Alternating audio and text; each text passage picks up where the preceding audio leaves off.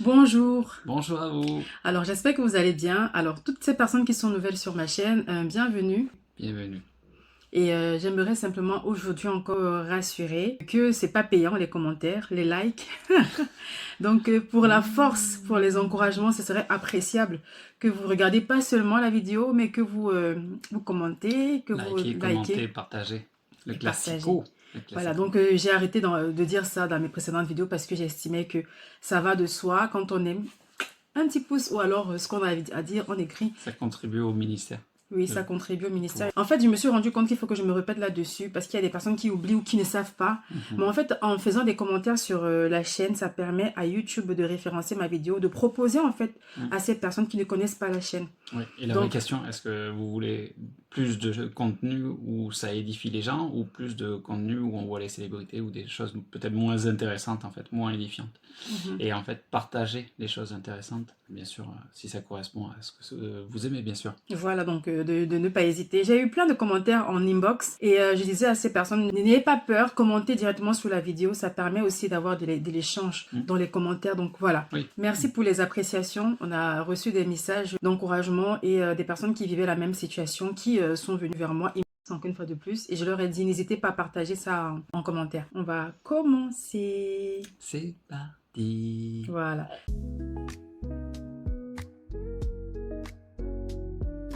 Alors aujourd'hui, nous avons juste le désir de parler de ce qui est une chose difficile dans le mariage. Je commence? Oui. Comme en tant que kéfalé.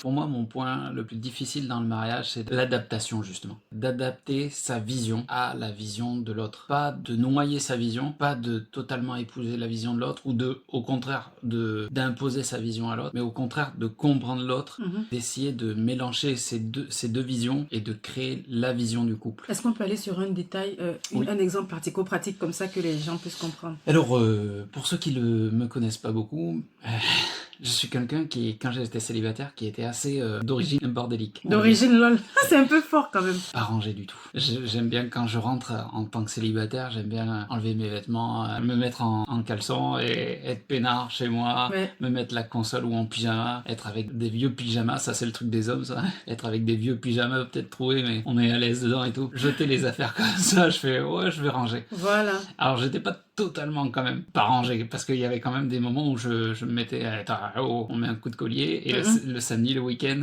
on se met à tout ranger toute la maison et tout ça, ou alors avant d'inviter les gens je rangeais, mais des fois c'est l'inverse, des fois c'est tu rencontres une personne, c'est la personne qui est, et là c'était le cas, mais elle était quelqu'un qui était très rangé, et quand elle a commencé à voir dans quel milieu j'évoluais un peu, elle a dit waouh, où je suis tombé. Où je suis tombé. En fait, là, j'avais une vision du truc, ouais, de toute façon, je vais ranger. C'est pas que je vais pas ranger, c'est juste que laisse, sois free et tout ça.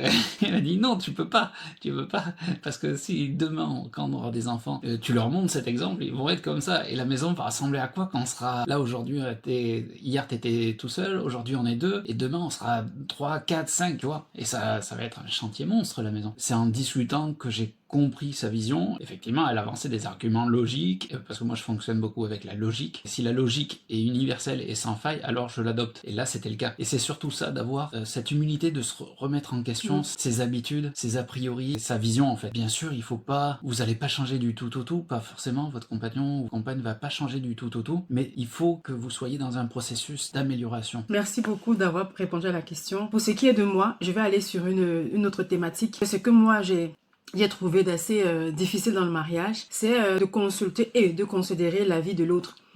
Moi, j'ai toujours été une femme célibataire, enfin longtemps célibataire, on va plutôt dire comme ça. Et à la vie adulte, dans la vie adulte, j'avais des décisions que je prenais au quotidien, que ce soit sociale, médicale. Vraiment, j'étais maîtresse de ma vie.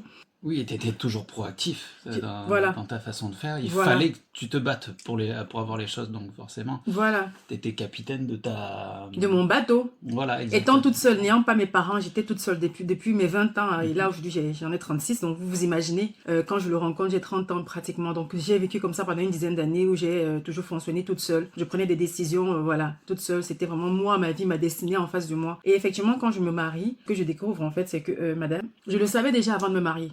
il y a une différence entre le savoir et le vivre. Ouais, voilà, toujours. il y a une différence entre la théorie et la pratique. Et quand je me marie, bah voilà, il y a des situations où on a envie de faire des choses, on a envie de prendre des décisions, qu'elles soient importantes, qu'elles soient moins importantes. On ne va pas décider comme ça. Il faut demander l'avis, il faut en parler déjà, il faut en discuter, il faut demander l'avis de l'autre. Qu'est-ce que tu en penses? Et l'une des raisons principales pour laquelle moi, depuis le début, j'avais pas commencé YouTube. Au début, si j'avais été toute seule, j'allais commencer YouTube 1 an peut-être plus tôt. J'ai commencé YouTube en 2023, je crois. C'est parce que j'attendais son aval. Je considérais son avis, il n'était pas d'accord au départ parce qu'il se disait que voilà, YouTube ça prend beaucoup de temps, tu n'auras pas le temps pour moi et pour notre fille. À l'époque, on n'avait qu'un seul enfant. Et je lui ai expliqué que bah non, ça n'a rien à voir, c'est pas comme si c'est un métier. Et ses arguments étaient plus basés sur le fait qu'il avait peur que je n'ai pas le temps en fait pour la famille. Ça c'est un détail, c'est un point. Mais moi, c'était par rapport à considérer la vie de l'autre avant de décider. Moi, j'étais pas habituée à ça. Et à la fin, je me suis rendu compte que bah non, en fait, Muriel, tu as besoin. Il est important pour l'équilibre de ton foyer et même pour l'entente dans le couple, il est important de discuter et de se faire confiance. Il y a des fois... Et d'attendre que l'autre arrive au niveau où tu es. Quoi. Oui, et parfois, on va pas arriver à s'entendre par rapport à des décisions. Ah oui, il y a des fois, ça arrive. Ça arrivera partout dans votre couple. Ouais, ça arrive qu'ils soient pas d'accord, ça arrive que je sois pas d'accord, j'ai mes arguments, peut-être qu'ils tiennent pas la route parfois. Et par contre, ça touche beaucoup en tant qu'homme, comme je te l'ai souvent dit, ça m'a beaucoup touché que tu n'as pas avancé de ton côté. Ah oui, d'accord. Attendu que je sois prêt, oui, en fait. Ouais, d'accord. Et lorsque j'ai été prêt, ça me touche encore quand j'y pense, c'est vraiment quelque chose de très important. En plus pour un homme, parce que c'est censé être le capitaine du couple, et de sentir que son épouse ne s'avance pas toute seule comme ça dans une direction, qui vraiment, non, je vais continuer à essayer de te dire mes raisons, peut-être pas aujourd'hui, mais dans 2 mois, tout ça, je vais essayer de te faire comprendre la logique. Ça touche beaucoup pour un homme. Bon, moi, je fonctionne comme ça, et ça a pris du temps, parce qu'au départ, j'avais tendance à faire des choses, je dis, ok, je pense ça, je vois la logique, je vois la pertinence de la situation, ok, je me lance, ou alors je me lance pas, et maintenant, depuis 5 ans bientôt, depuis que je suis avec lui, ok, on essaie d'avancer ensemble. Et même des fois, quand ça arrive que je ne sois pas d'accord par rapport à ce que lui pense, ou que lui ne soit pas d'accord par rapport à ce que je pense, on se donne du temps. Il n'y a pas de pression. Parce que tout ce qui se fait dans la pression, à près de 90%, c'est échec. Donc, on ne se met pas la pression, on se dit, ok, on a le temps de penser, d'y repenser, de revenir sur ça, de discuter, de tenir compte de ce que l'autre pense et pourquoi il pense comme ça. Parce que parfois, il y a des peurs cachées derrière, se disant, voilà, je veux pas que tu commences comme le cas de YouTube parce que j'ai peur que tu n'aies pas le temps pour la famille. Et d'une part, je dis non, ça change pas parce que c'est pas comme si je fais les vidéos tous les jours. Et même si j'en fais tous les jours, ça veut pas dire qu'une vidéo me prend toute une journée. Et puis, il a remarqué effectivement, bah non, faites même pas. Ça a été juste une peur. Moi, comme je te l'avais dit, j'avais réalisé en fait, je crois que j'avais regardé ton téléphone et j'avais vu tout l'historique, que ça datait même de très longtemps, où tu faisais des petites vidéos. Depuis quand j'étais en Chine, des années 2010, depuis j'ai fait toujours des vidéos. Fait, mais c'est pas un caprice de 1 ou 2 mois ou même 1 an, c'est un truc vraiment que ça lui plaît, c'est quelque chose qui parle, et en plus c'est pas des trucs où elle va parler... Je n'insulte pas des gens en fait sur les réseaux, je ne porte pas atteinte à la personne, je fais pas des choses méchantes, au contraire. En fait, là où il y a eu le déclic, je me rappelle très bien, c'est que j'étais en train de faire la pâtisserie et j'étais en train de filmer, je faisais des biscuits à l'avoine, flocons d'avoine, parce que je disais que oui, c'est intéressant de ne pas toujours acheter les biscuits dans le commerce, apprenons à faire nos propres biscuits, nos propres pâtisseries. Et j'expliquais à la caméra en faisant, et il était à côté, il m'observait. Et c'est là il a eu le déclic que, mais en fait, c'est quelque chose qu'elle aime. Elle aime faire ça et elle le fait tout le temps. Mais pourquoi je vais lui en empêcher? La brider, oui, priver. Dans son épanouissement, en plus que ça blesse personne. Je ne blesse personne. C'est de l'édification, ou alors c'est un partage d'apprentissage ou de connaissances, donc il n'y a vraiment aucun mal qui est fait, quoi. Il a dit, écoute...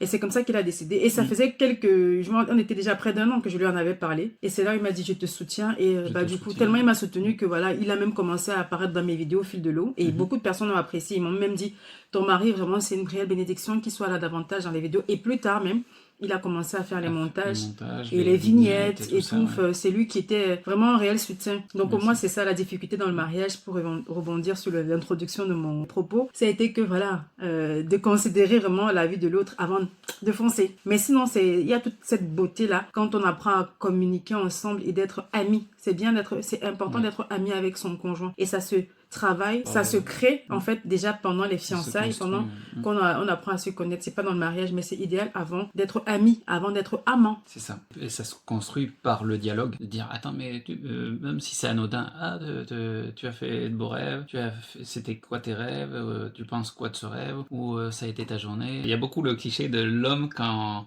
sa femme revient et qu'elle commence à parler de mais il y avait ci au bureau et tu sais pas, elle a fait ci et ça. Il y a beaucoup le cliché de l'homme qui écoute à moitié et qui Et en fait, c'est là l'important, que nous, en tant qu'hommes, on doit apprendre justement à écouter tout ce qu'elle nous raconte, même si ça, nous, en tant qu'hommes, ça paraît pas important, parce qu'à travers toutes ces petites choses, il y a des messages à comprendre et à apprendre de son épouse. Comment elle a réagi à telle situation, et aussi des fois de dire non, là, t'as eu tort de faire ça, ou au contraire, là, t'as bien fait, t'as été dans ton droit et tout ça. C'est très important, parce que si vous voulez construire un couple avec de la confiance, c'est pas parce que vous êtes marié que vous allez faire confiance à l'autre. Enfin bref, donc la confiance, c'est très important dans un couple. Dans un couple. Voilà, et donc de communiquer et de tenir compte de ce que l'autre ressent et pense. Et ça se construit par le dialogue. Oui, par le dialogue. Et pour le bazar, comme il a dit au débat, aujourd'hui, il a quitté de l'échelle, on va dire, il était à 2, 3, et là, aujourd'hui, il est à 6, 7. Et c'est évolutif et on s'améliore avec le temps, Pierre. Non, ouais. 6, 7 sur combien sur 10. Non, mais parce que c'est pas pareil si c'est sur 50 ou 100. Donc... Ah oui, sur 10, pardon. Il a vraiment évolué, hein. Le tonton a évolué. Merci de nous avoir suivis. On vous souhaite une agréable journée ou soirée. À bientôt. On commente et on like et on partage. Attention. Toi qui me regardes là, maintenant, avant de partir, tu laisses un petit commentaire, même si c'est un cœur. On like. C'est juste un pouce. En commentaire. Ça nous fait Faites un commentaire et vous partagez. C'est ça. C'est simple. Merci beaucoup. Soyez bénis, comme toujours. À bientôt. Au revoir. Au revoir.